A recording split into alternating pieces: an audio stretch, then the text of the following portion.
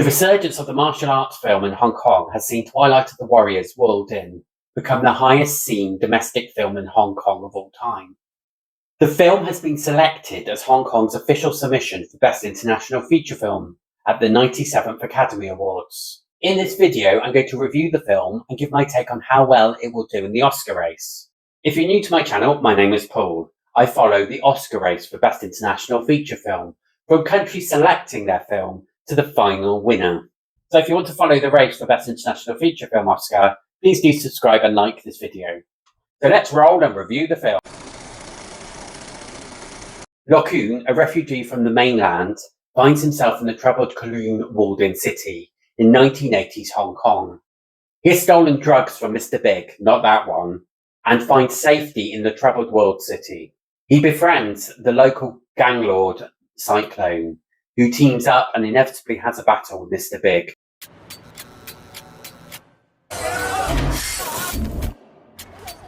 警告你，城寨唔到你亂嚟。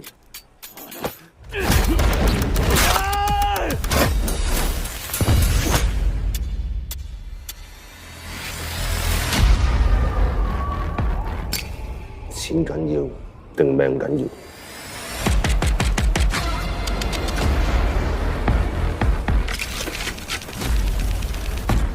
So what did I think of the film? I think the big standout for me is the way they present the martial arts element of the film. It's some of the best fighting I've seen in a film, in my very limited knowledge of the genre.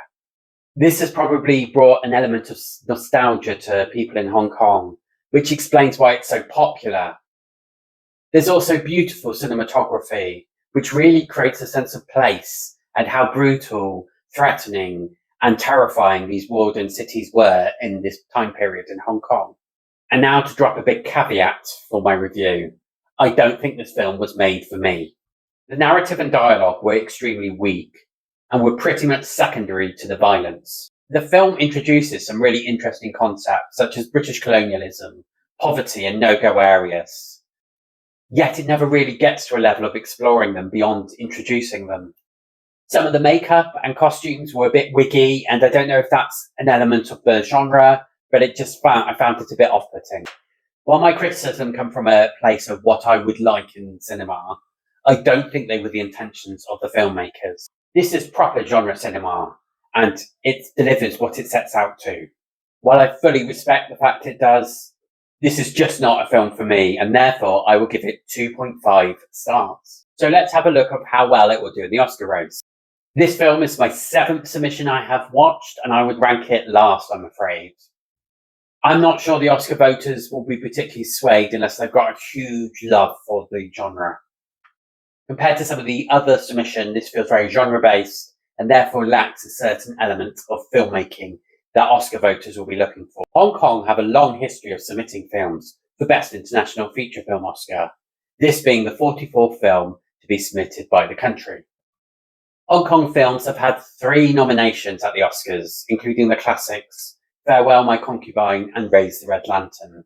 More recently, Better Days got a surprise and got a nomination. Hong Kong have had 1 shortlisted film, which is The Grandmaster by the legendary Wong Kar-wai. This ranks Hong Kong as the 30th most successful country at the Oscars, in equal place with the powerhouse that is India. And more recently, if we look at the form in the last 10 years, Hong Kong are the 26th most successful country, in part due to Better Days being nominated and them submitting films every year. I'm not sure Twilight of the Warriors World In will add to their successes. It's very genre and will probably be a little bit divisive with the Oscar voters. Packed with high kicks and colourful punches, Twilight of the Warriors World In does provide that homage to Hong Kong films of the past. So please do like this video and subscribe to my channel to follow the race for Best International Feature Film Oscar.